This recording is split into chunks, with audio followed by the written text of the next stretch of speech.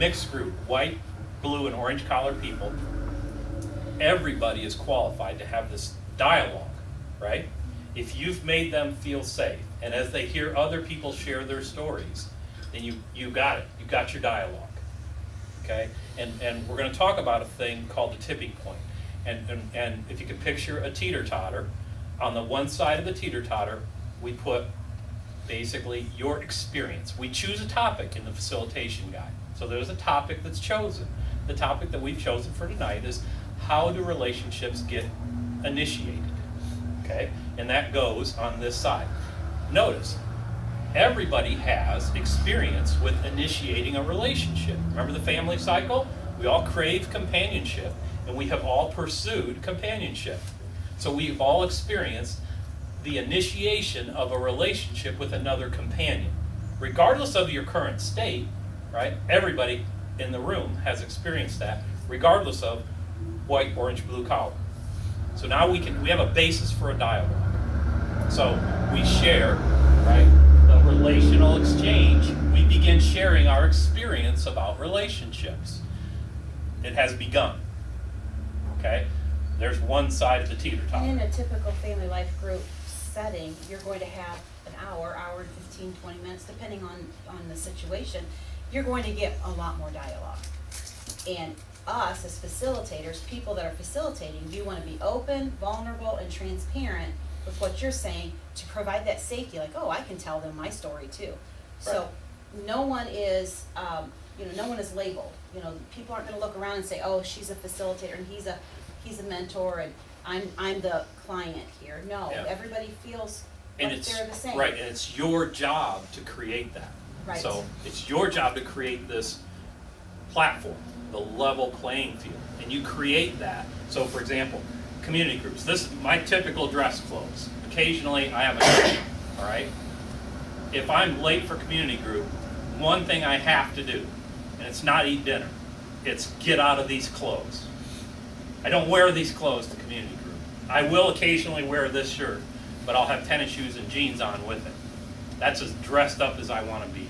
Very intentional about creating a level playing field and getting a two-way dialogue, not a one-way monologue. This is not a Sunday school class. This is a relational exchange. You want to hear. So, there's in our manual, there's like 30 sessions, right? So how long does 30 sessions take? 30 weeks. Yeah. In Sunday school, right? Got to get through the quarterly. Don't cut this conversation off like we just did. If this takes 2 weeks, then find a stopping point and take 2 weeks and come back and continue the relational exchange. Because this is first and foremost a fishing hole for relationships that God's created. That's what it is first. It's the most important thing going on in your community groups is relationships are being built.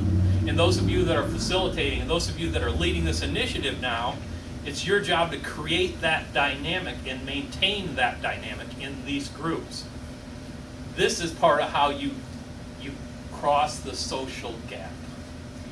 Because we have a facilitated fishing hole for that to happen. Now when I see them on the street, I've got this relationship that's already begun. Now it's not awkward. Right, okay, and so then in a typical family life group, you're gonna open up pretty much with some kind of dialogue, transparency, giving them that, safety net. You wanna provide that pretty quick on your family life group meetings. Before the session is over though, we're gonna go into a tipping point now. So we're kinda going back into our lesson. Yeah. So is it wrong for me, Oh, go ahead. go ahead. Did you- So what are the reasons, remind me of your first name? Lee. What were the reasons that Lee was attracted to his wife? Bathing suit. Bathing suit? Right. Was it the bathing suit? What was in the Or beginning? the lack thereof. Yeah, okay. Lee, you're not recording this, are you, Kevin? We got the goods So- on Lee. Okay. Good. All right. This just got PG-13. All right. Why was I attracted to Tracy? short, cute, spunky. Right? Why was Tina attracted to Ed? Cowboy. Look good in jeans. Har. Hey, you're as bad as Lee. I never denied that. Okay? So we could take, I seriously, isn't it a fun conversation? It's a shared experience. We've all had it, right? All of us have. So now we'll occasionally write those things down. What's the reasons you were initially attracted, right? And we'll write them down. Sometimes. Yeah, sometimes. You write them down, and then here's the question. Again, we want to have a discussion. So what do you call that? What label do we put on that initial attraction? Why? Why was Lee attracted to Marilyn. Marilyn? Why was Tina attracted to Ed? Why was Kevin attracted to Tracy? Why was Tracy attracted to Kevin? What do you call that? What label? And you let them talk about what you call that, right? And oftentimes the white and blue collar, they start spiritualizing, which is awesome. It's hilarious. You know? They start spiritualizing it, and the conversation turns from, well, and her countenance. You know? And I'm like, yeah, hey, that's a good one. You know? And we'll let the conversation go. And if we get through that, if that consumes our whole time, so be it. But at some point, we're going to insert the fulcrum in the teeter-totter, and that's this. And are you Well, I was ready? gonna say, right. Go ahead. We'll talk about, is it wrong? Is it wrong for us to be attracted? No. Is it wrong for us to? I don't think so, no. No, Yeah. absolutely. And we talk about that. And is that typically how most relationships go? And you get them all on that, yeah, that is socially acceptable. normal. That is normal. That is Right. normal. Yeah. Right. And then here comes the So your fault. experience and the social norm, right? So the fulcrum is this. So what are we going to call it? And we're just going to come out with it instead of having the discussion. Although we'd love to have the discussion, it'd be so much fun. We'd learn so much about each other having this discussion. It's self-gratification. Okay, you were attracted to your significant other out of self-gratification. You were. That's what it is. You just unpacked it, right? And if every one of you went around, level playing field, and shared your experience, our shared experience says that we are initially attracted to the other person out of self-gratification. Would we go back if it wasn't gratifying for us?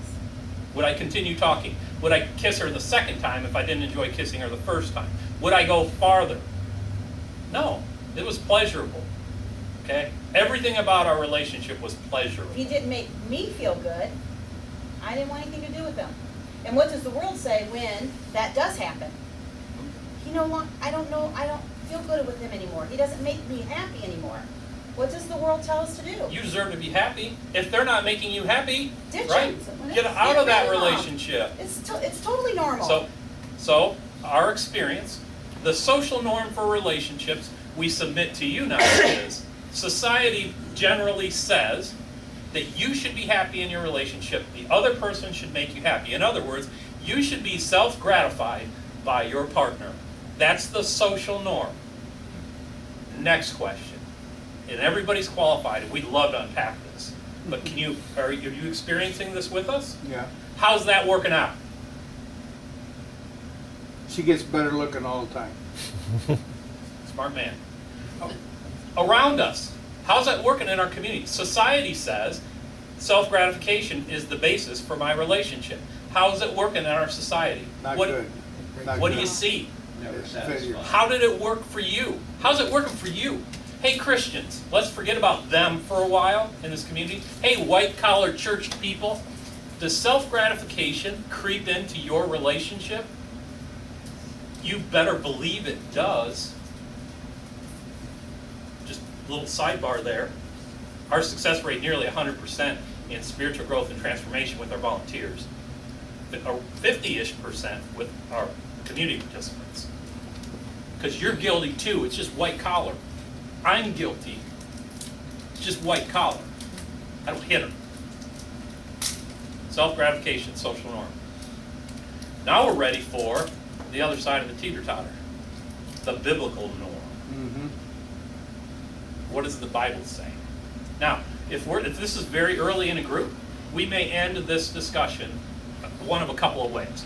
We may simply say, and we're going to spend the next 12 weeks talking about, we ask one more question. Is self-gratification a good basis for an enduring relationship if that's what you want. And you let them tell you. So we're not telling them, we're asking them the question. We built the case. They built the case. We asked 3 or 4 fundamental questions, drew them into a discussion, and now we ask them. So is self-gratification a good basis for a long-term relationship? What do you think? And let them talk. What are they going to say? They're going to say, oh, no. They will agree. They're telling you, no. Now, how do we end? Could be, well, we're going to spend the next 12 weeks looking at what's an alternative way to base an enduring, long-lasting relationship. That's what we're going to do. That's what we're going to talk about. What's an alternative? We know what the social norm is. We know it doesn't work. We're going to talk for the next 12 weeks about what does work. That would be one way to end it. Okay? And there's other ways to end it. We don't have time to unpack the other ways, regretfully. So you just experienced a relational exchange, and we began to develop relationships. So, we've shook hands, Lee, but now I know Lee's from Chicago, was in the neighborhood. Were you the north side? Were you posted up there? No. Or had you come back? Okay. Yeah. So I went out to San Diego. I spent 2 years out in San Diego. Got a taste of California. That's what took me back out there. gotcha. So we learned about Tina. Okay, Tina was raising. She was a single parent for 14 years, right? You guys learned about us, and if we continue to talk, we continue to have a relational experience together. We get to know each other fast, right? That was happening fast. We had an exchange. From a facilitation standpoint, we begin some transformation. We ask questions. So the tipping point you'll hear us talk about, your experience, the social norm, how's that working out, and the biblical norm. From one side of the teeter-totter to the other. And the reason we do that is, and the reason we talk about Sunday school, and this isn't Sunday school, it wasn't that long ago when people thought the world was flat, right? Seriously. Right. They thought the world was flat. People died for believing the world was not flat, that it was a sphere. Okay? People died for that. And they debated, and you could talk about it, and they would sail only so far because they didn't want to fall off. Right? This is real stuff. By the way, that much pervasive untruth is still alive and well today, just in different ways, particularly in relationships. All right? So what if I could go back during that time and put a guy on a rocket ship that believed the world was flat? And I could shoot him up into space, and we get out in orbit, and all I did was say, Lee, come here. Take a look. Yeah. Lee looks. Close the blind. Not a word. Land. Does Lee believe the world is flat? Not anymore. No. Why? Because he saw it, he experienced it. If you want to see transformation in lives, then you gotta give them the room to see and experience it. And I didn't need to say a word to Lee. I needed to let him see it. Okay? So I think that's enough of that. Any questions?